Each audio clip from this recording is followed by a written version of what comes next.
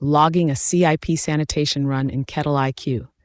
In this short training, I'll show you the sanitation log, how to record a cleaning on a tank, and how it stamps that tank clean and ready to fill.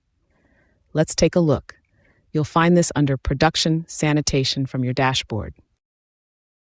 This is your sanitation log, every tank and vessel with when it was last cleaned and whether it's due.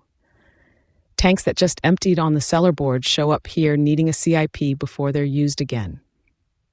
To log a clean, pick the tank, then the method, full CIP, caustic, acid, rinse, or sanitize only. Record contact time, temperatures, and strengths, and who ran it.